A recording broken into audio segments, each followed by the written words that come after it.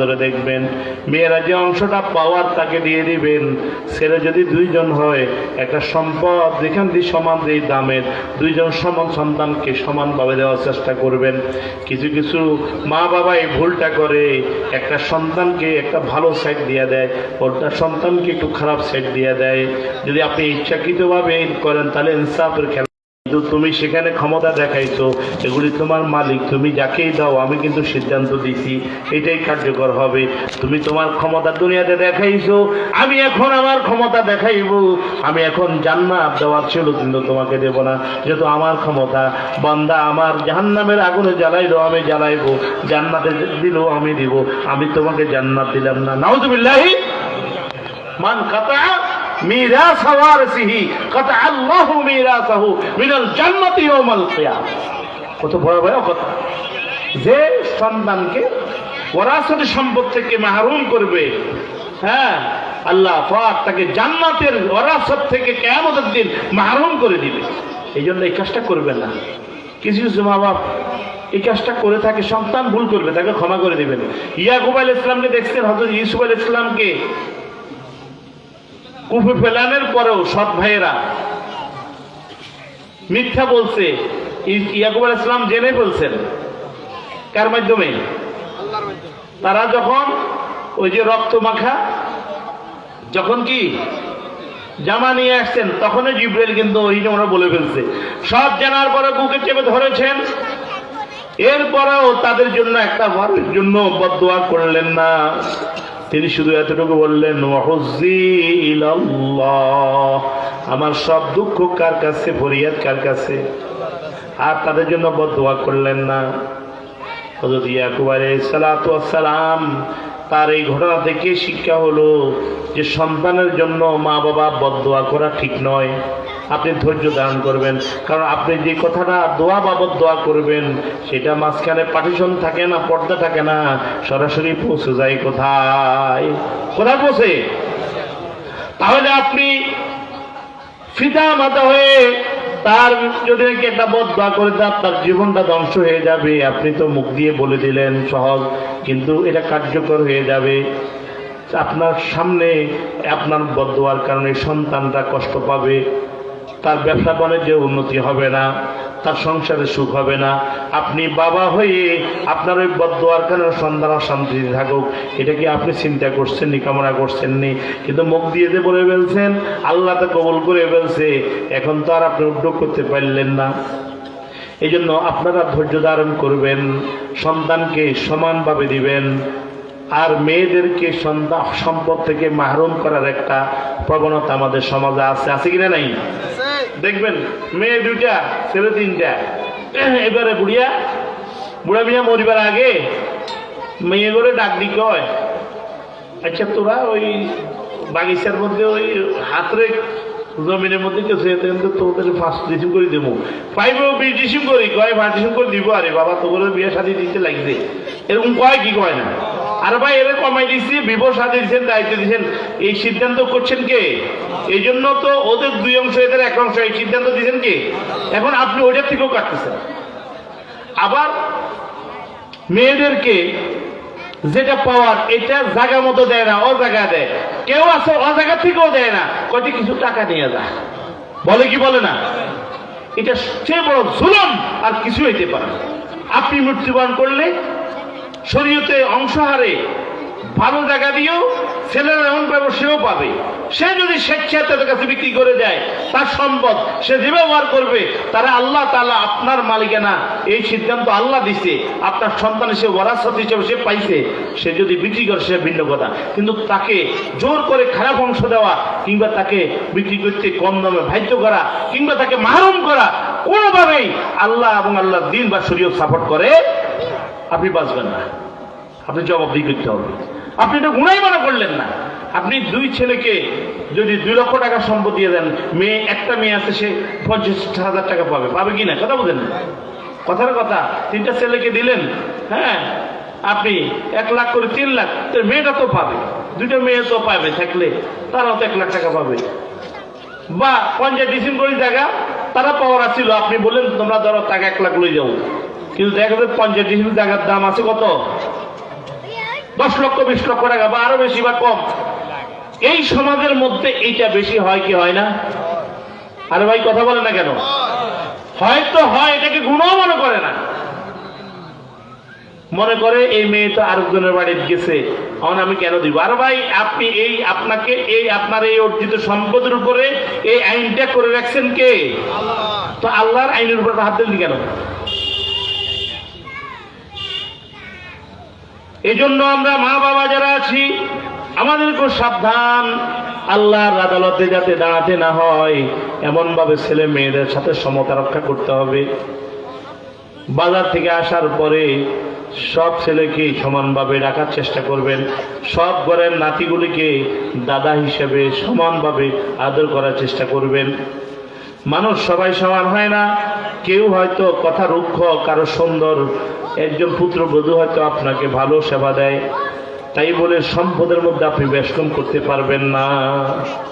মানুষকে আল্লাহ এক এক রকম বানাইছে, কিন্তু এখানেই আপনার ইমানের পরীক্ষা, এখানেই আপনার ইমানের পরীক্ষা, যে একটু ভালো আপনার সেবা করেছে, আপনাকে ভালো কথা বলেছে, হ্যাঁ, তাকে আপনি তৈরি, এখানে আসি আপনি স্বার্থের মধ্যে পড়লেন, স্বার্থবাদীটা, যেখানে আপনার সুবিধা পাইছেন সেখানে আপনি সুবিধা দিলেন, এখানে কিন্তু আল্লাহর আইনের মধ্যে আপনি আপনার সুবিধা দেখতে পারেন না। এই কথা মনে থাকবে তো ইনশাআল্লাহ? ইনশাআল্লাহ। আল্লাহ পাক রব্বুল আলামিন বলেন, ইম্মা ইয়াবলুগান্না ইনদাকাল কিবারা আহাদুহুমা আও কিলাহুমা ফালা তাকুল লাহুমা উফিউ ওয়ালা তানহারহুমা। খবরদার, দুজনকে উপ শব্দ বলে এমন কঠিন কথা, এমন কষ্টের কথা বলিও না, এমন খারাপ আচরণ করিও না, তুই ত্যাঙ্গার করে ব্যবহার করিও না, মনে কষ্ট দিয়ে কথা বলিও না। ওয়ালা তানহারহুমা, ঝিরকে দিয়ে কথা বলিও না, ধমক দিয়ে কথা বলে না। ওয়ালা তানহারহুমা, এই যাও তুমি এটা করো। মা যদি কেউ আব্বা ধরো বাজারে, আমি পারতাম না, এই স্কুলের অল্প বয়সের ছেলেরা বেশি এটা করে। মা যদি মনে কষ্ট নাই তাহলে তোমার খবর আছে। মা বাবার অন্তরে দুঃখ দিলে কপালে দুঃখ আছে, এটা সমাজে পুরোপুরি প্রমাণ। কারণ আল্লাহ পাক তার ইবাদতের পরে যেই অধিকারটা বান্দার জন্য নির্ধারিত করছেন সেটা হলো মাতা পিতার হক। কার হক? মাতা। আল্লাহর হকের পরে সরাসরি মাতা পিতার হক বলছেন, এখানে অন্য কিছু বলেন নাই। وَقُلْ لَهُمَا قَوْلًا كَرِيمًا, দুজনকে তোমরা সম্মানজনক সুন্দর ভাষায় কথা বলো। ঘোষণা কার? এই জন্য সে যদি মা বাবার সাথে অন্যায় অপরাধ হয়ে যায়, পা ধরে ক্ষমা চাইবেন। মায়ের সাথে ক্ষমা চাইতে কোনো সম্মান, কোনো শরম আছে? লজ্জা আছে? মা আমারে মাফ করেন, মা আমাকে মাফ করেন। দুনিয়াতে সহজ মা মাফ করে দিবেন, কিন্তু মাফ না নিয়ে যদি মরে যান, কিন্তু মা যদি চলে যায়, তাহলে কিন্তু আপনাকে আখিরাতের মধ্যে সবকিছু হিসাব চুকতে হবে। হুমা জান্নাতুকা ওয়া নারুক, এই দুজন তোমার হয়তো জান্নাত, না হলে তোমার জাহান্নাম। তোমার জান্নাত অথবা তোমার জাহান্নাম। وَقُلْ لَهُمَا قَوْلًا كَرِيمًا وَاخْفِضْ لَهُمَا جَنَاحَ الذُّلِّ مِنَ الرَّحْمَةِ। এরপর আল্লাহ পাক মা বাবার ব্যাপারে এখনো ওয়াজ শেষ হয় নাই। আল্লাহ পাক বলেন, এই পিতা এবং মাতার কাছে তোমরা জিল্লতির ডানা, তোমার জিল্লতির বাজুকে তুমি বিছাইয়া দাও। জিল্লতির বাজু মানে মা বাবার সামনে যদি দাঁড়াও তাহলে নিজের ছোট করো, শিরা টান টান করে উচ্চ স্বরে মা বাবার সাথে কথা বলিও না। এমনি মা বাবা মুরব্বীর সাথে উচ্চ গলায় বেয়াদবিমূলক কথা বলা জায়েজ নাই, এটা শিষ্টাচার বহির্ভূত। এটা অন্যান্য মানুষের সাথে হইল শিষ্টাচার বহির্ভূত। আর আব্বা আম্মার সাথে মনে কষ্ট যায় মতো বড় আওয়াজে শিরা টান টান করে তাদের সাথে রুক্ষ মেজাজে কথা বলে, এটা হারাম, এটা কবিরা গুনাহ, এটা কবিরা গুনাহ। সূরা হুজুরাতের মধ্যে বড়দের সামনে আওয়াজ বড় করতে নিষেধ করছে ছোটদেরকে। লা তারফাউ আসওয়াতাকুম ফাওকা সাওতিন নবী, এই ইমানদার, নবীর আওয়াজের উপর তোমরা তোমাদের আওয়াজকে বুলন্দ করো না। ওয়ালা তাজহারু লাহুমা, এবং তাদের নবী ওয়ালা তাজহার তাদের সামনে, নবীর সামনে কথা জোরে জোরে বলিও না। অনেক সময় শিক্ষকের সামনে জোরে জোরে ছাত্র কথা বলো, এটা বেয়াদবি হয় না? যেখানে শিক্ষক আছে, ইমাম সাহেবের সামনে, ইমাম সাহেব একটা মসজিদের খতিব বা ইমাম, সে বড় না মুসল্লি বড়? কথা বলো, ইমাম কি? এখানে মসজিদের মুসল্লির স্টপ, চুপচাপ থাকবে, তার কথার উপর কারো সাউন্ড বড় হতে পারবে না, তার অনুমতি ছাড়া কথা বলা যাবে না। এটা হলো আদব। এটা শিক্ষা দিচ্ছেন কে? মসজিদের কোনাদি বড় করে আওয়াজ কথা বলে উঠবেন, এখান দিয়ে কথা বলে উঠবে, এটা জায়েজ নাই। লা তারফা আসওয়াতাকুম ফাওকা সাওতান নবী। ঠিক মুরব্বী আব্বা আম্মার সামনে সন্তান বড় আওয়াজে কথা বলবে না, নিচু আওয়াজে কথা বলবে। শিক্ষকের সামনে ছাত্র নিচু আওয়াজে কথা বলবে, এটা শিষ্টাচার। আর পিতা মাতার সামনে শিষ্টাচারও একই সাথে এটা হুকুম। যদি তাদের মনে কষ্ট যাওয়ার মতো বড় হয়, আর যদি অহংকার প্রকাশ পায়, তাদের যদি মনে কষ্ট হয় যে এই ছেলে আমি হইয়া আমি বাবার সামনে এমন কথা বলছি, কথাটা যদি এমন পর্যায়ে হয়, এই ছেলেরা আমি জন্মদিনে আসছে সে আমার সামনে এত বড় কথা বলছে, কথাটা যদি এমন পর্যায়ে হয়, তাহলে এটা কবিরা গুনাহ, কবিরা গুনাহ। এই জন্য আল্লাহ বলেছে কেমনে মা বাবার সামনে দাঁড়াইতে জানা হাজুল। আমরা মন কি করে জান বাপমার লোকে বেয়াদবি করে, আর রাজনৈতিক নেতার সামনে হাতে একজন হিসেবে ঘুরে নেতার সামনে যাতে এমনি করে, আছে কিনা? কথা কর না স্যার, কত নত জানো, কত বিনম্রতা। অথচ সমস্ত বিনম্রতা, সব বিনম্রতা এক নম্বর কার জন্য? আল্লাহর জন্য। নামাজে যখন দাঁড়াবে খুশু খুশু, আর জিল্লতের বিনম্রতা এটা হবে একমাত্র পিতা মাতার জন্য। এখানে তার সামনে দাঁড়াবেন, আপনি কেউ না, আপনি এর পেটের থেকে আসছেন, আপনি ওর পিঠে থেকে আসছেন, ওর সামনে কথা আওয়াজ কিসে বড়, এত বাহাদুরি কিসের, কোথা থেকে আসছে? ওনার নাপাক পানি দিয়ে তোমার জন্ম, মনের মধ্যে এটা আনবেন। এখানে কথা বলা যাবে না, এত হ্যাডম কেন? এই জন্য আমার আল্লাহ বলেন দয়া পরশ তাদের সামনে জিল্লতের বিছানা, তোমরা জিল্লতের বাহুগুলিকে বিছিয়ে দাও, নিম্ন করে দাও, সিনা টান টান উঁচু করে। হ্যাঁ কি হয়েছে আপনি এরকম কেন, কি এরকম কথা বলিও না। এটা বললে তাদের মনে কষ্ট যাবে, এটা হারাম। আর কি করো? ওয়াকুর রাব্বির হামহুমা, সবাই পড়েন, ওয়াকুর রাব্বির হামহুমা কামা রাব্বায়ানি সগীরা। আর এই কথাটা দিয়ে দোয়া করেন, ও আল্লাহ আমার এই পিতা মাতা দুজনকে আপনি দয়া করেন, কবরের জগতে দয়া করেন, হাসরের জগতে দয়া করেন, মায়া করেন, আখিরাতের জগতে ফুলসরাত মিজানে আপনি দয়া করেন। কামা রাব্বায়ানি সগীরা, যেমন শিশুর বেলায় আমাদেরকে তারা লালন পালন দয়া মায়া দিয়া করেছে। এই আয়াতের তাফসীর আর ব্যাখ্যার মধ্যে বলে সন্তানের দায়িত্ব পিতামাতা ইন্তেকালের পরে তাদের জন্য দোয়ার আয়োজন করা, দোয়া করা, নিজে দোয়া করা এবং দোয়া করানো, দোয়া করা এবং করানো। আপনার আব্বা আম্মার কবর যেখানে আছে আপনি এটা মাঝে মাঝে পরিষ্কার করে দেন, সেখানে যাইয়া কবরের সামনে গিয়ে সূরা ইয়াসিন পারলে ইয়াসিন তেলাওয়াত করেন, সেখানে আয়াতুল কুরসিটা পাঠ করেন, সূরা আল হাকুমুত তাকাসুরটা পাঠ করেন, সূরা ইখলাস পাঠ করেন 3 বার, সূরা ফালাক নাস পাঠ করেন, এরপর দুরূদ শরীফ পড়েন, তাদের নামে সওয়াব 3 বার যদি সূরা ইখলাস পড়তে পারেন তাহলে 1 খতমের সওয়াব আব্বা আম্মার নামে আপনি বকশিয়ে দিলেন। কোন সুবহানাল্লাহ। কিন্তু আপনার আব্বা আম্মা, আপনি এখানে বাড়ি করছেন, আব্বা আম্মার বাড়ি এখান থেকে 50 মাইল দূরে, হয়তো এখানে বাড়ি করছেন, আপনি জীবনও 2 বছরও একবার বাপের কবরে যান না, এমন আছে কিনা? নাই, কথা বলেন। একটু গেলে আপনার দিলটা নরম হবে, সেখানে গেলে আপনি সূরা ফাতিহা ইখলাস পাঠ করে শোনাইবেন তাদেরকে, তাদের জন্য ইসার সওয়াব পাঠাইবেন। বছরে কয়েকবার আলেম আমাদেরকে ডাক দিয়ে তাদের রূহের মাগফিরাতের জন্য একটু খাবারের ব্যবস্থা করবেন।